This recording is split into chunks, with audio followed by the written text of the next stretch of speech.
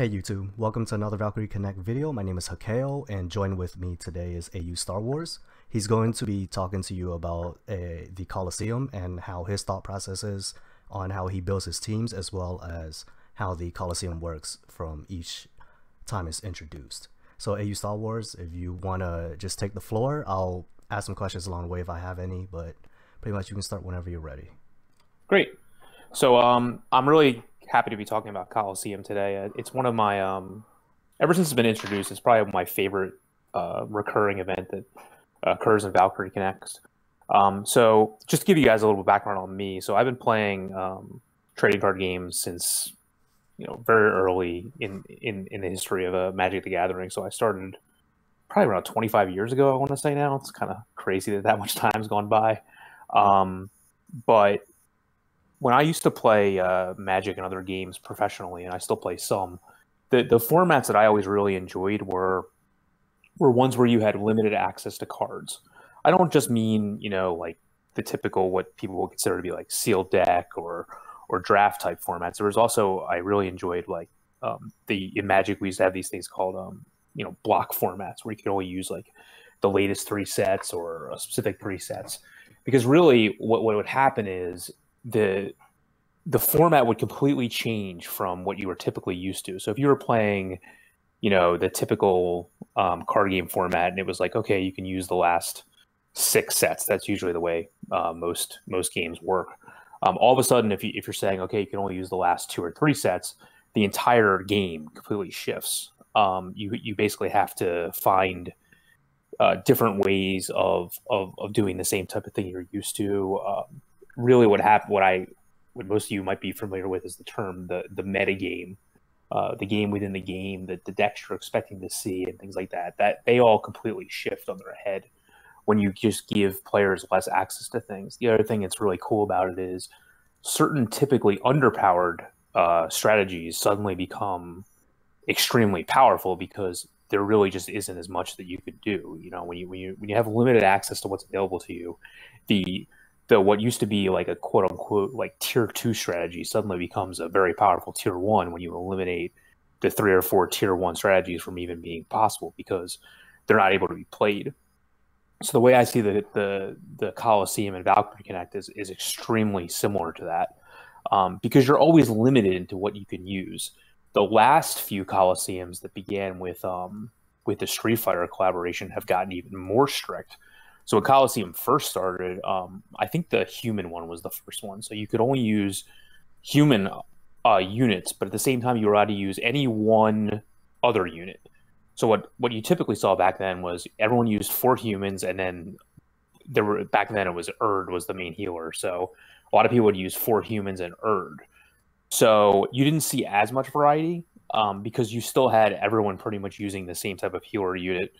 And so on and so forth. But then you had the Iser arena, which was just a complete debacle, Colosseum, because you were able to again bring 1 unit in. So everyone just brought in Alice, and that wasn't very much fun. But then when the Street Fighter collaboration happened, they restricted it to where you could literally only use whatever the Colosseum's restrictions were. So during that collaboration, it was really interesting. You had 3 different Colosseums that went each week. One was melee only, one was ranged only, and one was mages only, except for the fact that you could use any of the Street Fighter collaboration units as well. So that again each week formed its own metagame. So I found that to be really interesting because you really had to prepare yourself for each one of those if you wanted to score well. And a lot of people ask me like, why is this important? Well, to me, Colosseums drop really amazing gear. Usually the Colosseum only gear is some of the most powerful stuff you can get.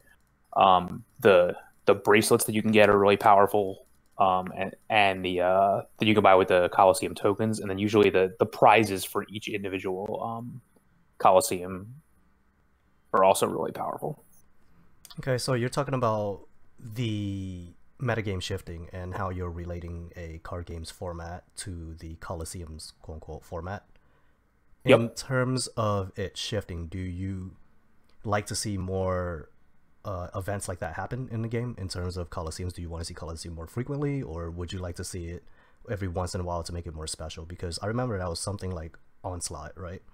Onslaught, the original Onslaught Tower, it was pretty special, mainly because the ones that came later were all collaboration events or some holiday event, and players weren't able to get the tokens. But now it's coming back so frequently, most players don't even care for it too much if you're, I would say, around the intermediate to veteran level. So do you think that could be a thing in the Colosseum, where if they oversaturate the event, everyone's going to be running, pretty much have everything they need from Colosseum, less people are more willing to participate, things like that? I guess it depends on how unique the Colosseums are. So we've probably had at this point, I want to say somewhere between 4 and 5 in the last like 2 months, let's say, if you include the Street Fighter collaboration ones. So I feel like as long as the formats stay fresh, it's not that big of a deal. So yeah, I guess we had 2 for I think it was the New Year's event. We had the Light and Dark one. We had all the other elements except for Light and Dark.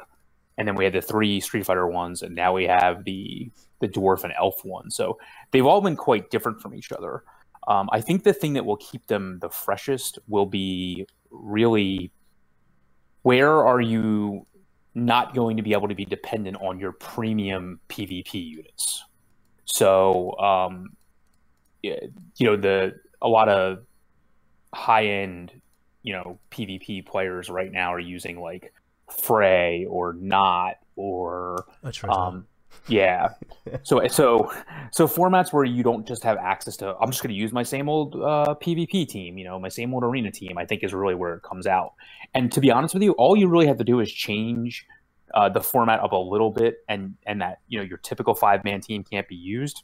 And I think the entire format shifts because of how unique and dependent people have become on the same tried and true strategies. I guess the absolute top end in overall general arena, there's probably some metagaming that goes on, but in general, it's kind of just in general use the best PvP units that you can find and just have some synergy between them. But I find that in Colosseums, depending on the format, you really need some synergy. So yeah, I can see where people might get kind of sick of it, but I feel like as long as they change it up, like they're not doing like if next week they did another Elves and Dwarves again or something like that, it'd be different. But as long as they keep the format fresh, I think it's fine.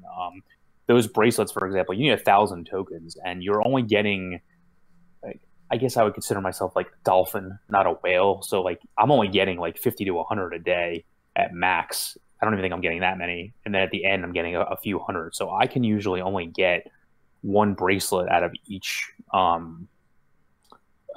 Colosseum anyway. So even by using a reforged ring, all my bracelets are not 5-starred yet. So unless you're like a super whale, I can't imagine that there isn't a need to participate in these type of events where you get bored of them or anything like that.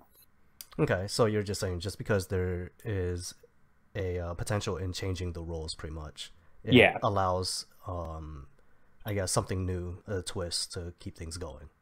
Yeah, that's what I like about it. Yeah. Okay. What do you think would, in your personal experience of all the Colosseums and your experience in card games, let's just say a team asked the general community what type of Colosseum they want to see next, what would your type of Colosseum be? And I mean, it could be whatever you think is most fun or whatever you think is most efficient, whatever. I think probably whatever wouldn't allow the top end PvP units to be used. So right now it would probably be, if you said like Jotuns only, or you said like Therians only, or something like that, you would not have as much access to the absolute top end units. I actually think probably like a Jotun only, or even like I don't even know if there's enough Beasts to go around, but like something like Beasts only would be really interesting because Mana Summons only. that'd be cool too. Or even limit the gear, or limit the whatever is just basically going to allow a more even playing field. I just feel like that's where the most room for player skill to shine. So like your ability to understand what's good and what you have access to, and how to make the most use out of what you have, which is pretty much, to me, how the entire game works. As an aside, like there's been I've been bringing over a few new players from other games that have been dying off. And one of the things I've been telling them is, this is not the type of game where you can just go out there and get everything you want like day one. Like this is not the pay to win sense that has like a secondary market or anything like that. So even compared to like an online or a real life trading card game where you can just go out and buy your deck or something like that, you pretty much are always going to be at the mercy of RNG and what you get. So you pretty much have to make do with what you have and what the best way of doing that is.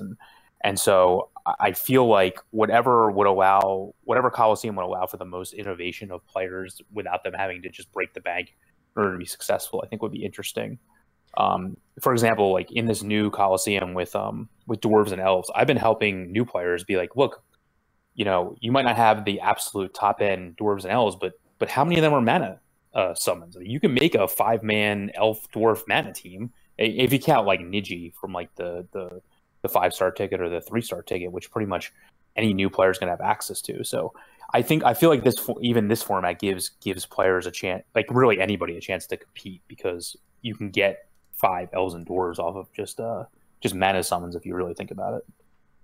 Yeah, you're right. I mean, the thing also about this Colosseum, because I see that not many dwarves are invested in terms of players I speak to, like you ask them, what dwarves do you have? Of course, the first thing that comes to mind is like Niji, but other dwarves aren't really, honestly, they don't really come to mind.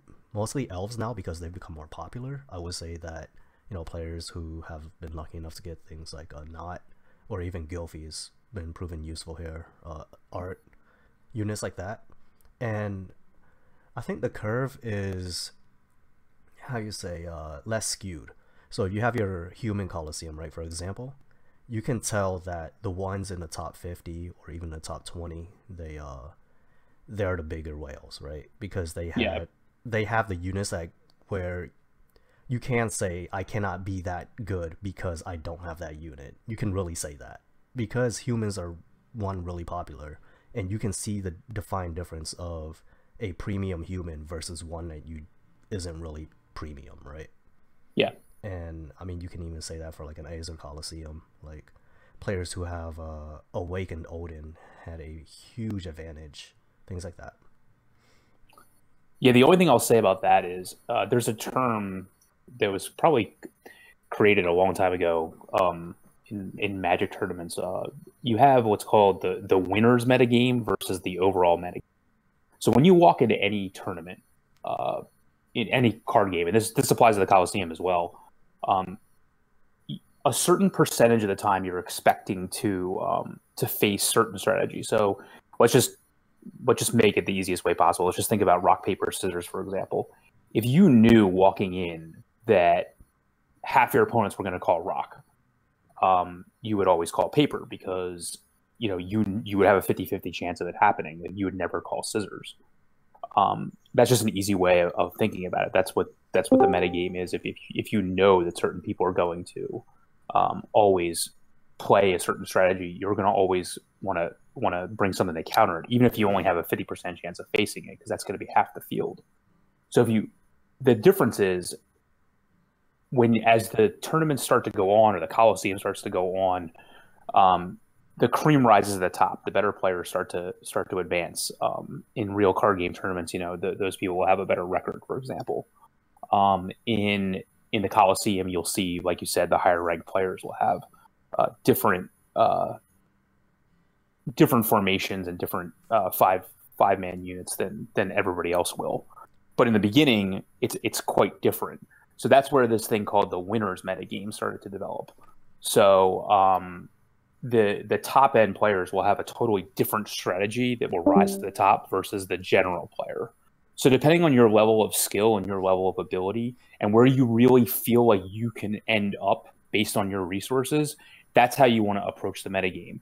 You may not be able to be ready for, these top end units that people have, but you can certainly prepare yourself to be the best you can at the bracket at which you want to compete. And I feel like the one metagame or there's multiple metagames within the metagame, but your level of competition metagame will probably be different than the absolute top end that exists.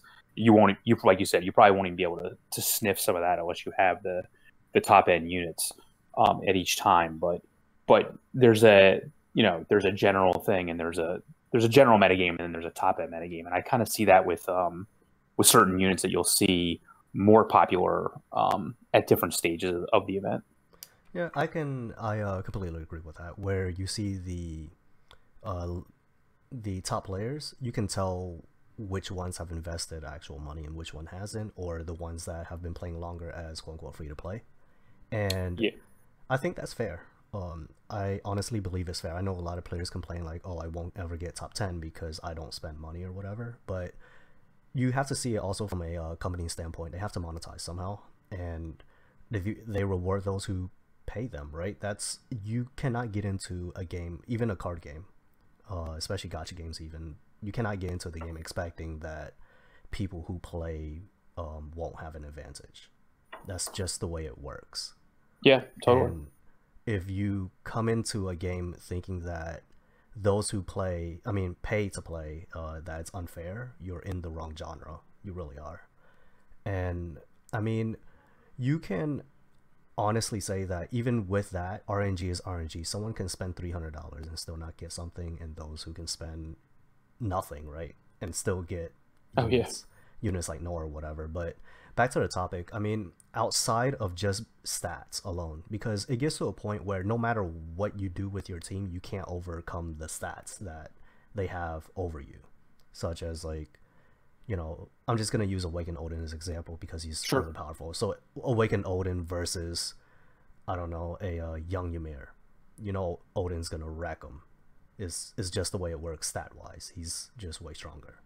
And just exclude resistance, because I wasn't thinking that right now, but I'm just talking about pure stats. Sure.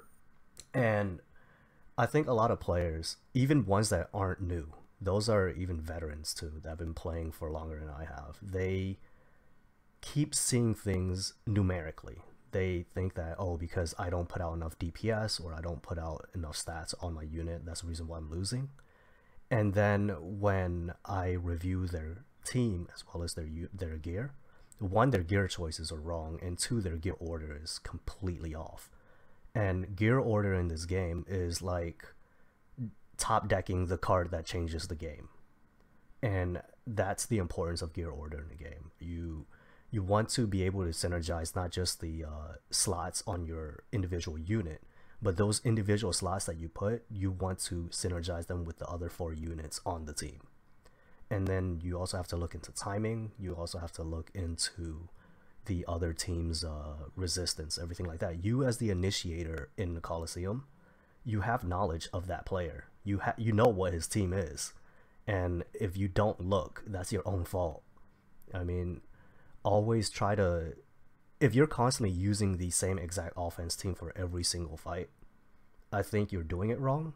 If you're really trying to push for the top, it may work for maybe the top 300, 200, 100, I don't know. But if you're going for the top 20, top 10, you really need to think about gear order as well. Yeah, the what you said right there with the ability to switch units, the ability for the attacker to always know what they're going to be facing off against and really study what is around them is very important. I think that's a lot where the metagaming comes into play. You can't... I think you generally want to set the most universal defense you can, if given an option. So yeah, like I don't unless there's a lot of overlap with the Colosseum restrictions. I don't know how many like different type of snipe teams you can make that you might see in regular PvP. But in general Colosseum, I would put the most general defenses I can. So given that, you still want to be able to adapt as best as possible. And for those players who don't understand it, I'll give you a practical example, and I'll give you an example that's happening right now in the Elven Dwarf Colosseum. So I always tend to look at the tanks first. So the most typical tank you're going to find in the Elven Dwarf Colosseum is obviously Niji, and the top end tank is going to be Eritrea, the new Elven, probably, I would assume, best tank in the game as it stands right now. So if you know you're going to be facing Niji most of the time, you have to look at what her resistances are. And her biggest resistance is going to be, earth resistance. And then she also has that her her items give her a magic defense barrier. So that's usually once every like 5 turns or whatever she has a chance. Or I think it's a quick item, so it's only in the beginning she has that, Correct, that an magic. opener. Yeah, so she's gonna have a magic barrier to begin with. So the question becomes, you know, you don't want to load your offensive team against with Niji with a bunch of, you know, earth magic attackers. Using Glyphy is one thing because he does damage to the entire team, but you know, a typical unit you would see in this or a Colosseum would be Killy, and I feel like she's automatically nerfed when you know you're going to be facing Niji all the time. Obviously, her skill down still has use, but her pure damage output is probably going to be reduced overall just because you're always going to be facing, most of the time, you're going to be facing against Niji. And that's starkly different than the normal arena where most people use Luca. And what's Luca's weakness? Earth. So you literally are taking a unit that you would normally use in the normal arena, and you're all of a sudden flipping it on its heels, and she goes from being really powerful and really a lot of use to almost having, I don't want to say no use, but having drastically reduced role simply because the tank that you're expecting to face has completely different resistances. So that's how little changes to this Colosseum can just turn PvP completely around. Yeah, and to build on top of having the knowledge as the initiator, that can, since every fight that you do is not based on a best out of 3, right? You face them. If you lose, you lose. If you win, you win. That's how it works. And if you put it back in perspective of card games, you can treat that every fight in the Colosseum is the second game in a card game match, because the second game is where you can side deck if your card game allows it. So you already know who you're facing, you already know what type of deck he's using, and both of you side deck to try to counter each other, right? That's how it works. And you can treat as you changing your gear, changing your units to what you're going to be facing in the Colosseum as you side decking. You have your foundation on how your team is going to be, and all you're doing is making minor changes to adjust to the team that you're facing. That's all it is. Yeah, and this is one of the things where I know we talked a little bit about you know, the money aspect of the game, but this is really an area where it's money versus time. If you want to put the time and the effort into change your gear, and this has obviously gotten much more efficient now that you can change your gear like even before a fight starts, within the different the gear sets, you can change it right as you're going into a fight. The gear set will change, but at least you'll have it for that fight. You can always change it back later. But this is something where if you put in the time and you put in the effort and you put in the understanding of what you're facing off against, you can make up for the money that somebody else has spent on their team. So this is completely a time versus money and an effort versus money thing. Obviously, if you're a top end player, you're probably going to put in both the time, effort, and money. But as a middling player or a new player, understanding how the game works and understanding how resistances work and understanding how crowd control works and things like that, and who's immune to what type of crowd control, and I'm immune to this type of crowd control that comes from a unit, but I'm not immune to the crowd control that comes from a gear piece, for example.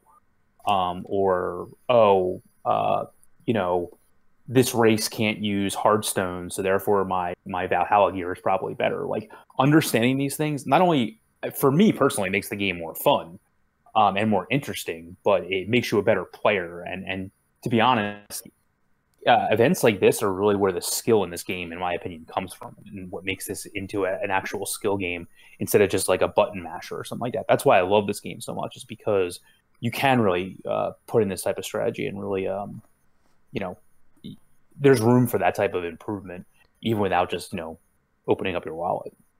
Yeah, one of the biggest draws for me towards card games when I was younger is, I mean, if you look at a card game, right, all it is two people tossing down cardboard on the table. It looks not fun to someone who's not familiar with that community, right? It's just two people tossing cards down on the table. That's all it is. And same with this game. If you're not familiar with it, you're seeing it from a spectator's point of view. You're just seeing two things on the left and right side of the screen with multiple units on each side auto playing. That's all it is. But once you understand the game, once you see that what makes it fun is the thought process and the creativity that you can put into your team. That's what makes it fun. And even minor changes can mean a win or a loss. Like, for example, Manny's Little Helper, right? Yep. You put it in slot 2, and you realize that every time you fight this guy, when your Manny's Little Helper is in slot 2, it's proccing too late. So transitioning to slot 1 might be where you want it so that it procs in time to hit Frey's ability fighting this guy. Of course, there's other factors. I'm just dumbing it down for the sake of the example, but gear order really matters a lot. And even things like Magic Snipe Team, right? They're currently really popular. How can you maximize the magic attack of one unit as well as maximizing his or her magic defense so that that unit becomes the magic snipe target, but also has a high magic attack so your other mages can also have a high magic attack ceiling?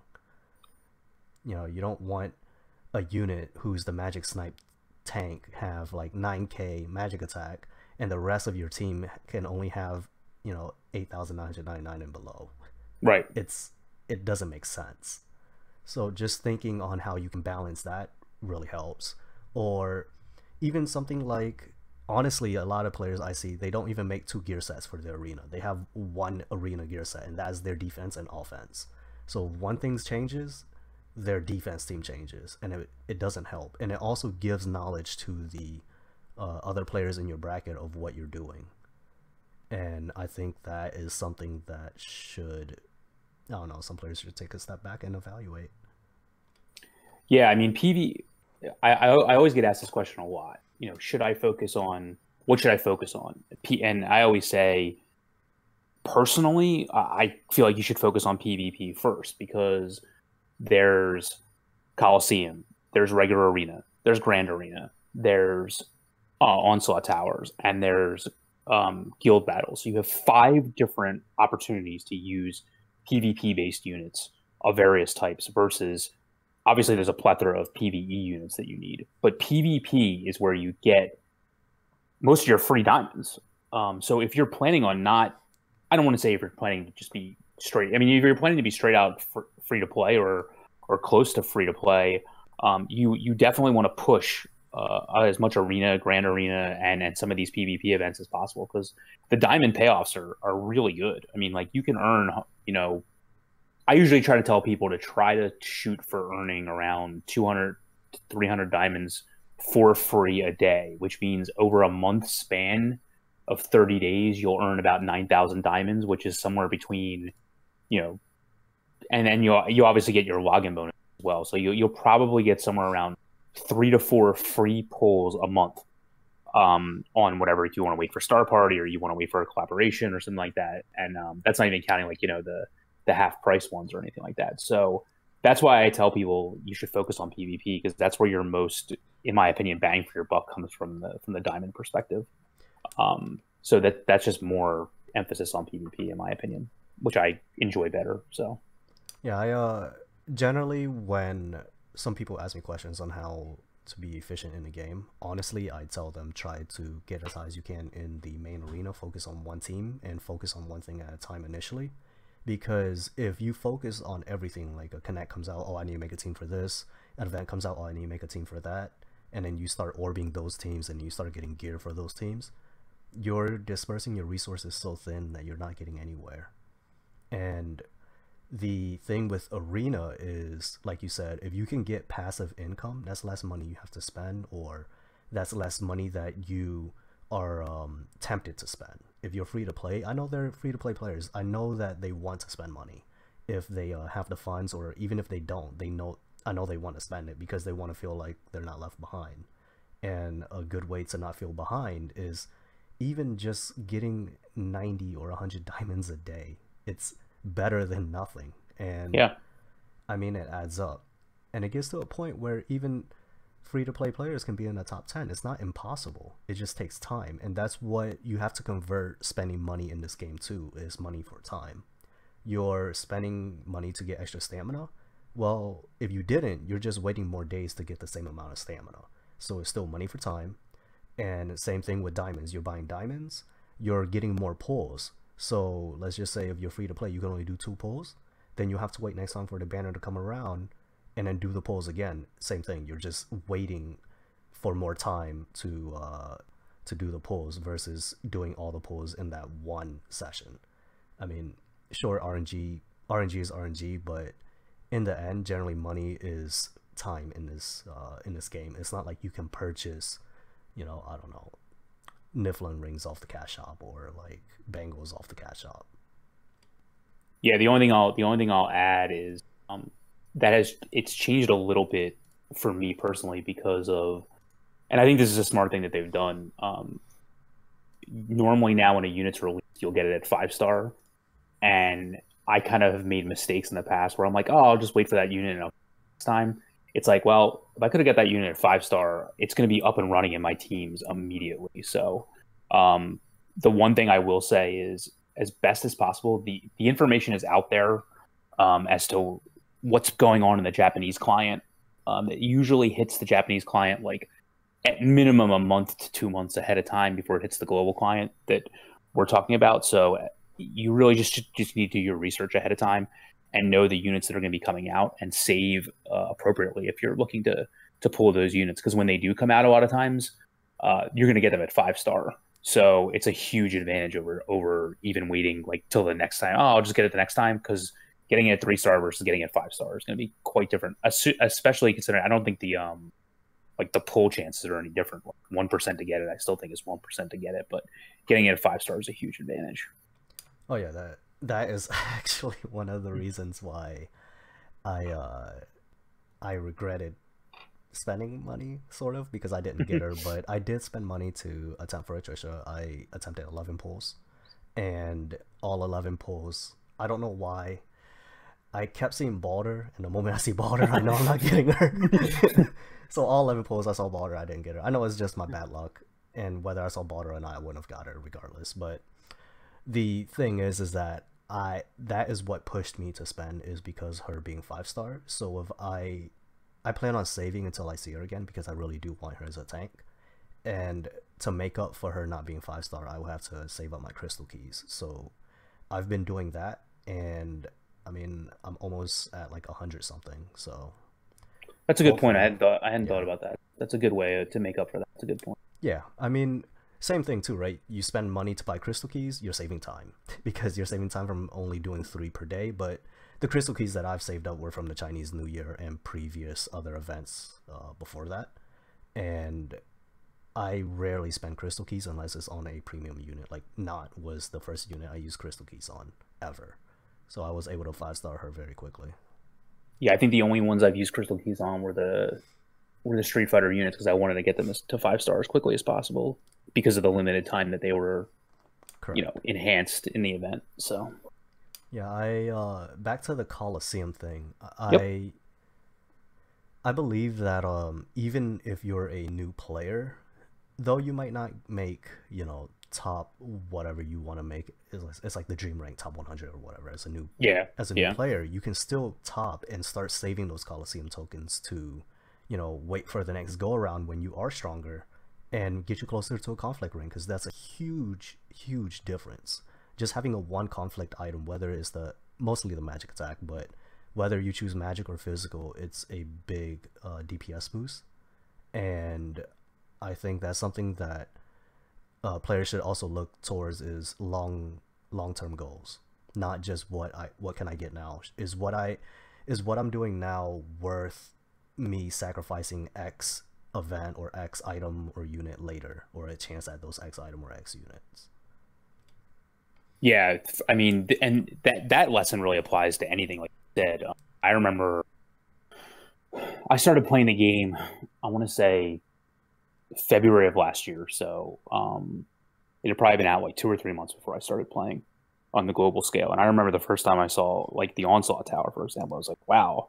And back then it didn't come around as often as it did. And I was like, wow, like, I'm going to try this. And, I didn't do all that well, but it was fun. And it was like, wow, the next time this comes around, I really have to do this, because, this Valhalla gear is really powerful. And I feel like, Colosseum is the same exact way. Like, do as best as you can. Don't overcommit yourself to, like, don't orb up as a newer player. Like, don't orb up units that you're only planning on using for the next like 5 days or something like that. Because you're only going to use them in the Colosseum. And this Colosseum has very big restrictions with it being, for example, only elves and dwarves, and there aren't that many of those that see universal play, especially at the the lower end ranks, unless you have some of the really powerful ones. But if you have the opportunity, understand where some of these units can see dual use. A huge example of this is right now the Yamato scenarios going on.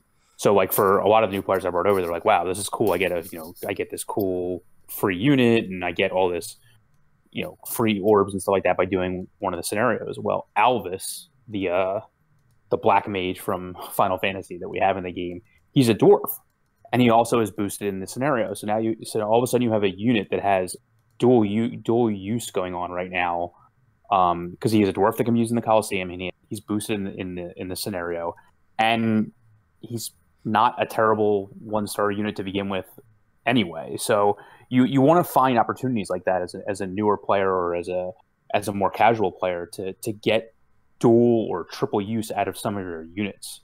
I'm not saying you should go out and build up every elven archer that exists, because, for example, they don't see a lot of play. But you want to find opportunities like that with Alvis, with Niji, for these Colosseums, for example, just to get a lot of use out of them.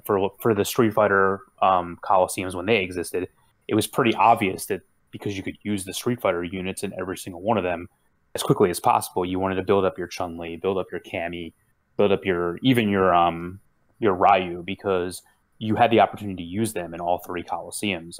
You may not use them much now. I mean, I use my Chun-Li all the time. You may not use Cammy or Ryu right now, but you got to use them for a good 3 weeks there. So that to me was worth it. So I would just say, as a newer casual player, just understand where units have multiple uses, and that can be really, really, it can be kind of difficult to find. You really have to go on Reddit, or you have to go to there's a database site that we can link below, and in the blog I wrote about Colosseums, I also linked to it there as well, the GARM site. You can do a lot of really cool research on there, where you just kind of you sort units by their race, or you sort units by even where they attack and things like that. So you can see where a lot of the overlap of the units comes into play. So just make sure you are always aware of some of these things that are going on and where some of these units have multiple uses.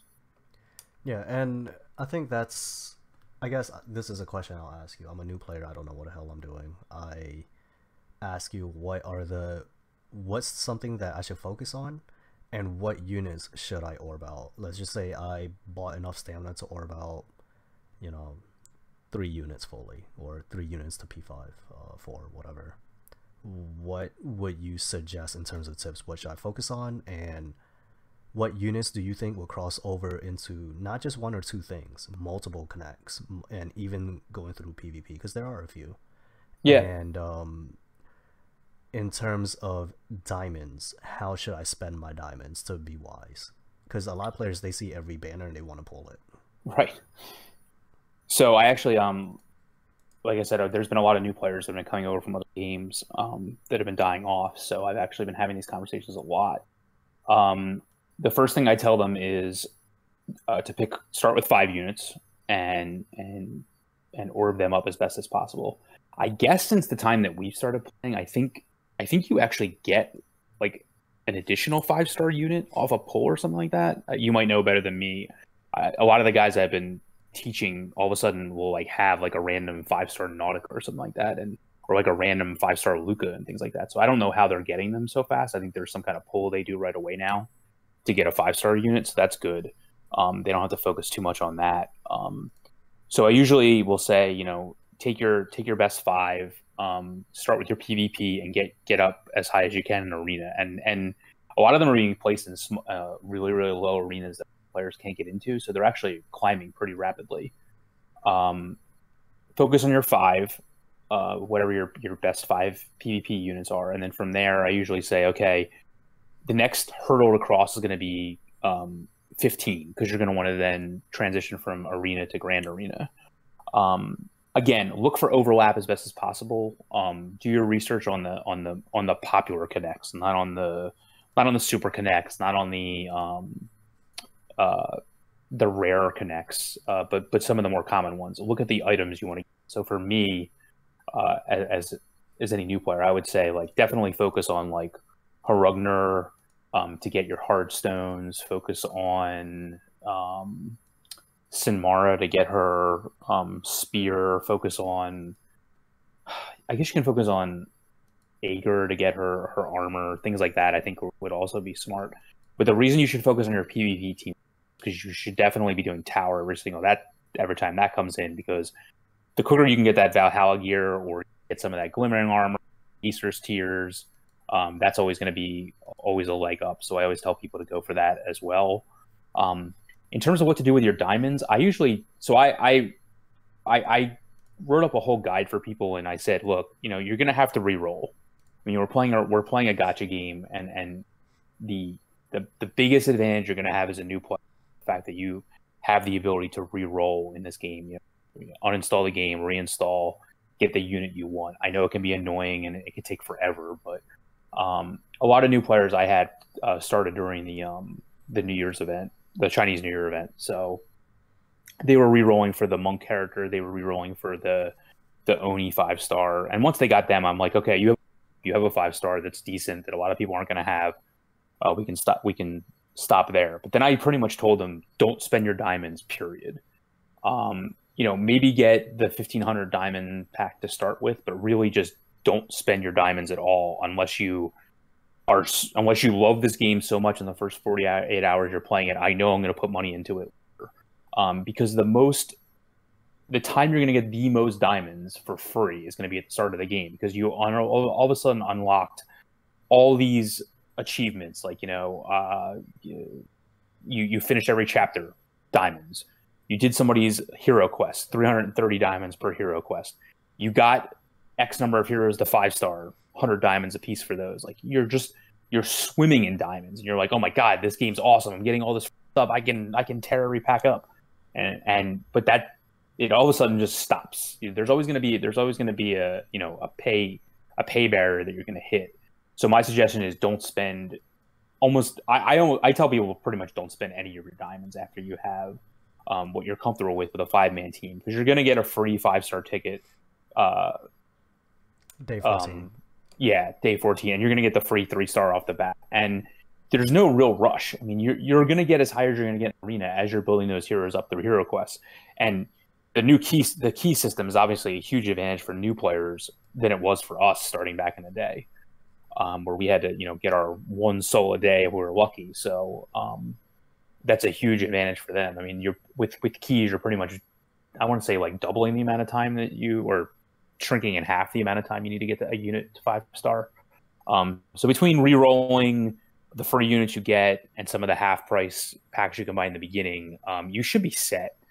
And then just save your diamonds, save them for a collaboration event, save them for a guaranteed banner, like, third pull is a guaranteed star party unit, or third pull is a guaranteed moon party unit, or something like that, or like, something that's going to help you in this scenario. So if, for example, the angel scenario comes back again, the unit you got out of that is a really good unit. I forget her name offhand. Norn. Yeah. So like I used her a lot. So like if that banner would come back again, if that scenario would come back again, you wanted to get the guaranteed unit 3 pulls into that, I think that's well worth it, because you're probably in the end going to get a free Norn out of the deal as well.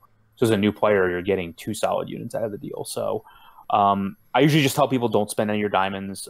We know ahead of time there's going to be more collaborations coming. There's going to be more events coming that you're going to want to spend to get the event units. So unless you plan on spending money, I would just save as many of those diamonds as possible. You're going to be swimming in them, and that's going to be an opportunity where you can just you can get ahead. I got to say, if I had known this in the beginning when I started, for example, if someone had told me like, oh, don't spend your stuff, and this Fate Grand Order thing is going to come in a couple months from now, if you pull a bunch of these Fate Grand Order units, you can participate in the how many times you kill the boss, and it's a ranking system and all this stuff. And it didn't really matter how good of a player I was, because if I had 5 Fate Grand Order units, that's all that really mattered. It probably would have been a much bigger advantage for me. if I would have known more at the time. So, I can say the same thing will happen in, the upcoming collaborations and things like that. So just save your diamonds as much as possible. Yeah, there will always be new players coming in, especially coming in at the wrong time, right? Because they're coming in in the middle of an event, or they've just started and a collab happened, and they're the ones that go like, I wish I had the level or gear to actually push the content. Because when you farm the collaboration connects, doing 1, 2, or 3 stars is nothing. You generally want to push for 6 or more. Mm-hmm. And sorry, 1 second. I'm sick, guys. My bad. So, feel better. As a new player, as he mentioned before, having crossover units. Alvis, you mentioned, was boosted in this one, and he's useful in the Colosseum. I believe he's also boosted in the Norn, because yeah, he is. I think I had to orb him to beat the last chapter. So that's an example of I would say more niche crossover unit, but generally more universal units would be Wolfgang, Ranko. They tend to be the quote-unquote fillers if you don't know what to put in or you don't have a unit to fill in the last spot. It's generally okay to use Ranko or Wolfgang, even if you're doing something like, I don't know, a Connect that's dark and Ranko's weakest to dark. It shouldn't be too bad unless you're doing these 7 or 8 stars, but most players farm 6. And the other thing about saving your diamonds, yeah, I completely agree. Because the diamonds that they give you initially is the trial period. You can treat that as your trial period to see if you like the game, to see if you enjoy getting the pulls and things like that. Once your trial period's over, that's when the work starts. And if you aren't informed or you don't have anyone guiding you throughout the initial process or steps of the game, you're going to make bad decisions. That's what happened to me. I made really bad decisions. And yeah, we all did. Yeah, I didn't really think about re-rolling because this is actually one of my first gacha games, and the last one I played, I didn't really play it long, so I didn't understand re-rolling. So I never re-rolled my account. It took me months to get Luca, and it took me like 9 months, 10 months to get Erd. So, other than that, do you have anything else you would like to add on to either the Colosseum portion or just to give any advice to a new player? No, really the main thing to look at for pretty much the crux of anything I write or anything I talk about is always going to be know what you're dealing with. Like, do as much research as you can. Understand that there's websites out broken this game down really well. They might not tell you how to make the puzzle pieces fit together, but at least they give you the information to look at what every unit does, to look at what every piece of equipment does, so you can make your own decisions. Different people are going to have different opinions about this is the way you should orb up your team, this is the way you should position your team, this is who you should put together, things like that. But if you don't even know going in what your units do or what you can expect to see or what the metagame looks like, if you're like, oh, I don't even know what that unit does, you're kind of doing yourself a disservice, because there are websites out there that have broken this down, and to me, they're just kind of fun to look at anyway. A lot of people look at the Japanese content before it comes out, so you can know what to be prepared for. They'll help you know what connects you should be farming if you plan on awakening any unit. Like for new players, for example, a lot of the units that you're pulling that you're like, oh, I don't know how good this unit is. A lot of them are awakened, to be honest with you. So you Scold is awakened, obviously. Thrud will be awakened soon. Cannon just got awakened. There's awakening is not like a rich man's thing. It's just a farm thing. It's a you really have to be dedicated to it and put a lot of time into it. But it's not every unit that can be awakened is some kind of premium unit. A lot of them are basic units that you get at a diamond pull. So just keep on the lookout for that. But the biggest thing is just knowledge. Just know that the information's out there. The other thing I'll mention is we'll link the blog post below, but I kind of go into a little bit more around understanding what crowd control is, understanding how to spot the most powerful units that are available, depending on the type of the Colosseum and things like that. And just kind of I guess I tend to think in a flowchart way. So this, then this, then this. So it's just the way my mind works. So that's kind of the steps that I kind of laid out in the blog post. So take a look at that, and feel free to hit me up with any questions online or on Discord. I'm more than willing to help out. All right, well, I guess that's everything that we have. Here's my advice to new players: subscribe to me. That's how you. Yes, I'm kidding. So if you like the video, guys, please like the video. If you like this type of content, please do subscribe. And in terms of linking the Reddit, Discord, giving you guys AUStarwars information as well as his blog, I'll put everything in the description below. I'll also put a link to some of the JP Wikipedia / Ultima link, and also the Global's Valkypedia as well. I'll put a link of that in the description. And if you guys have any questions or anything, just post in the comment below. I'll reply as soon as possible. And until next time, guys, take care.